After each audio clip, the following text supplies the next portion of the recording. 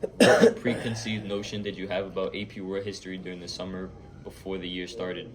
I thought that I was walking into a high level class that has a lot of work and dedication. Originally, I thought this class would be a lot of work both in and out of the classroom. My initial thoughts about this class were it seemed to be intimidating and somewhat terrifying since I was a freshman and this was my first ever AP College Board course. I thought it was going to be extremely hard and it would be harder than any class I took before. I was trying to find ways to measure how hard it would be to make me feel better about it. What was your first impressions of Mr. D as a teacher or a person? My first impression of Mr. DiBernardo was a kind and a teacher that drives you to be the best version of yourself. Mr. D came across as a friendly and personable teacher, assisting students to academic success. My first impression of Mr. D was he was very hyper and straightforward teaching while being descriptive as possible so everyone can understand at least a little bit of what was going on in the unit. I thought he was cool and it looked like he knew what he was talking about. He made it seem like it was going to be a lot harder than it was. What was your first impression of AP class after the first 10 days of academic challenges? At the first AP class was really challenging, and I realized that it was going to take a lot of commitment because of the summer homework. It was a bit overwhelming at first, especially the amount of homework, but I adapted it to my schedule and it worked out. After 10 days, I still was very intimidated by this class and looked at it as a stretch to make it through the whole year successfully.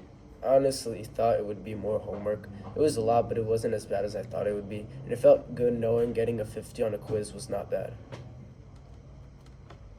What social adjustments did you make during the first marking period to improve your performance? I had to make sure that I was fully focused and made sure that I used all my time wisely. I worked on time management to get used to the amount of homework and also have time to study for tests and quizzes. During the first marking period, I made the adjustments of being more diligent and using my time more efficiently by doing the work and not procrastinating. I tried to think ahead and stop procrastinating. I felt more confident as time went on and started building the rhythm. As the year progressed, what style of studying for quizzes tests worked for you best? What helped me study the best was 100% watching Heimlich's history because it helped me gain an understanding of the unit quick and easy.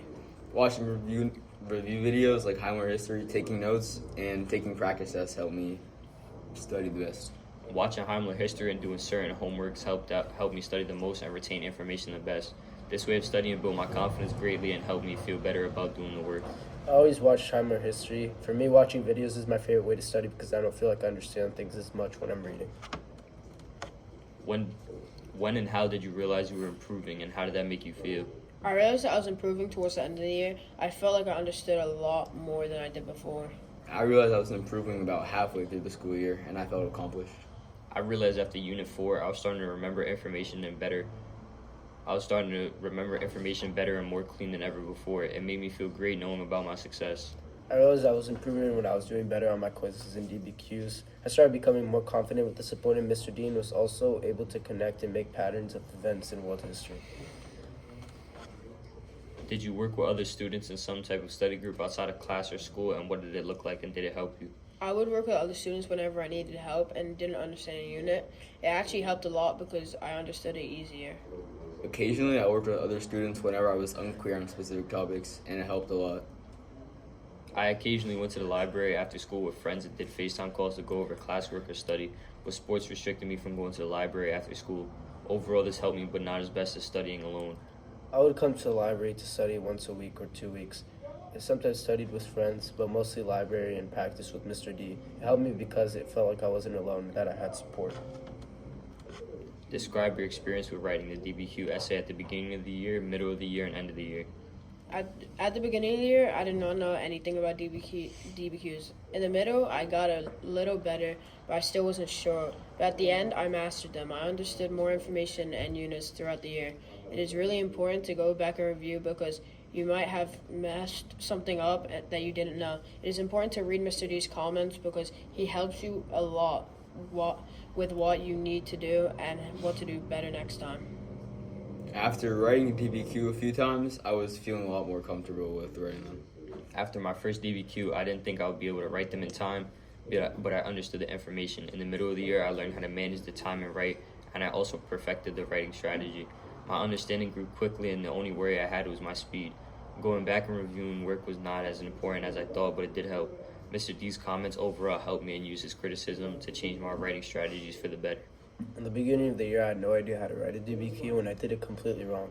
In the middle of the year, I started understanding the format and how to do SOAPs. At the end of the year, I was able to write quickly and comprehensively, being able to guarantee me the complexity point. Describe your experience writing the LAQ essay. I always struggled with LAQ the most because it was all your memory and you didn't have any documents. But slowly I got better. Towards the end, I wouldn't say I mastered them, but I would say that I understood them a lot more. For me, the LEQ was similar to the DBQ, where I got comfortable with it after a few practice attempts. I had more trouble adapting to the LEQ, and I never felt the best with the sentence starters, resulting in me not being as confident with that subject.